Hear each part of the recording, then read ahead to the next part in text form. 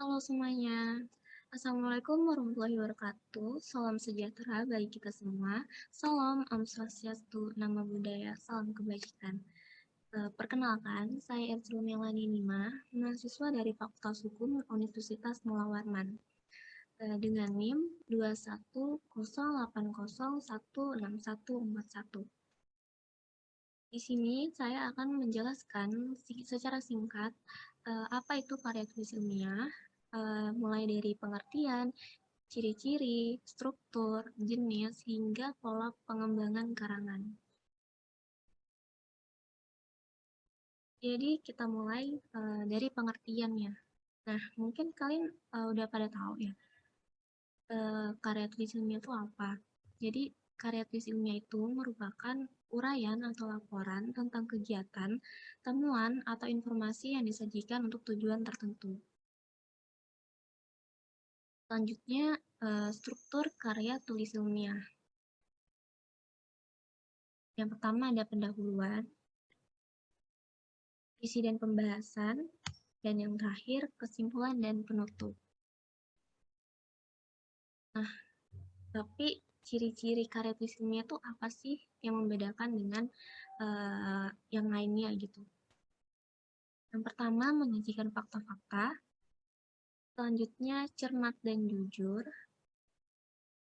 Lalu, tidak memihak. Tematis. Tidak bersifat haru. Dan yang terakhir, tidak bercorak debat. Lalu, jenis-jenis karya tulis ilmiah itu apa saja sih? Yang pertama ada artikel ilmiah.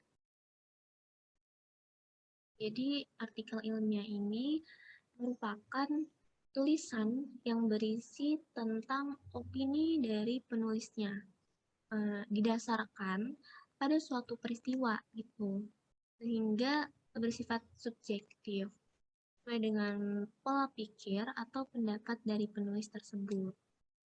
Lalu ada makalah. Mungkin kalian sudah sering mendengar ya dari SMP atau SMA gitu, udah tidak asing di pendengaran kalian. Jadi makalah itu merupakan sebuah karya tulis yang isinya mengulas mengenai data di lapangan yang sifatnya empiris. Selanjutnya ada tesis. Jadi kalian juga mungkin udah nggak asing dengan tesis. Jadi tesis itu merupakan sebuah karya tulis ilmiah yang di dalamnya menguak suatu pengetahuan baru secara empiris sekaligus teoritis.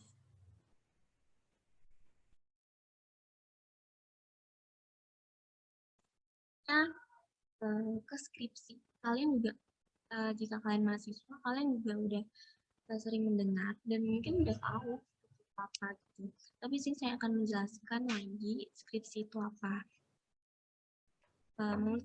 Memiliki definisi sebagai karya ilmiah yang ditulis berdasarkan penelitian yang memiliki ruang lingkup lebih kecil gitu.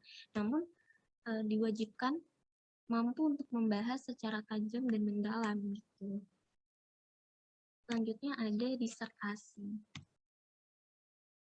Disertasi ini apa sih?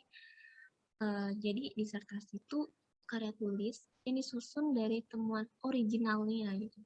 Dari penulis melalui kegiatan penelitian lagi. Gitu. Itu juga diartikan sebagai karya ilmiah yang memaparkan temuan penulis dari suatu pendapat yang kemudian itu dibuktikan secara ilmiah. Selanjutnya ada paper. Kalian juga mungkin udah sering banget ya dengar paper itu apa. Udah sering juga buatnya. Jadi paper itu penyusunan data dan fakta yang di dalamnya itu tidak terikat oleh bab dan subbab. Nah, jadi di paper ini juga cenderung lebih sedikit daripada yang saya sebutkan di awal, yaitu makalah, skripsi, tesis, disertasi, ataupun artikel ilmiah. Jadi paper ini lebih sedikit gitu, dan hanya terdiri dari beberapa lembar saja. Selanjutnya ada kertas kerja. Isinya tuh memaparkan suatu hal melalui analisis yang lebih mendalam. Istilah lain kertas kerja ini adalah book paper. Oke, sekarang kita masuk ke polanya, pola pengembangan karangan tersebut. Yang pertama ada eksposisi. Karangan eksposisi ini merupakan wacana yang memberikan penjelasan, informasi, dan pemahaman kepada pembaca tentang suatu hal. Jadi karangan ini dapat ditemukan dalam kehidupan sehari-hari di media massa karena sifatnya tuh memaparkan itu. Karangan eksposisi ini juga sering disebut dengan paparan. Yang kedua ada argumentasi. Tujuan argumentasi ini untuk meyakinkan atau mengubah pendapat pembaca tentang suatu doktrin, sifat atau tingkah laku tertentu gitu.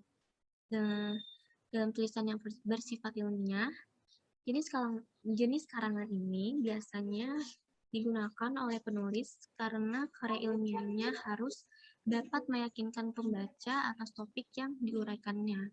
Dengan begitu, penulis harus menyusun karangannya secara logis agar mampu meyakinkan para pembacanya tersebut. Selanjutnya ada persuasi.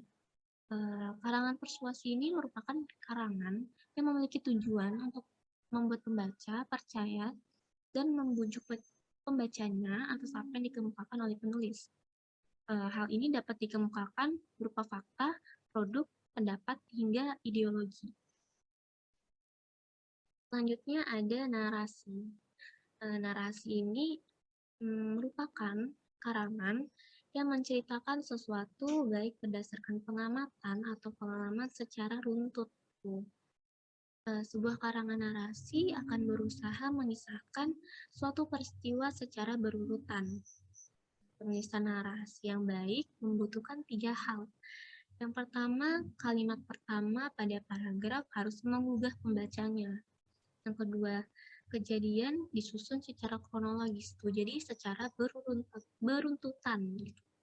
Yang ketiga, memiliki fokus pada tujuan akhir yang jelas. Selanjutnya ada deskripsi. Deskripsi karangan berisi tentang gambaran mengenai suatu hal atau keadaan sehingga pembaca seolah-olah melihat, mendengar, atau ikut merasakan. Tujuan karangan ini ya untuk membantu pembaca untuk membayangkan apa yang digambarkan oleh sang penulis gitu. Jadi apa yang penulis ingin sampaikan pun juga tersampaikan oleh pembaca. Itu saja yang bisa saya sampaikan. Jika ada kekurangan dalam menyampaikan materi atau salah pengucapan kata, mohon dimaafkan. Cukup sekian dan terima kasih. Wassalamualaikum warahmatullahi wabarakatuh.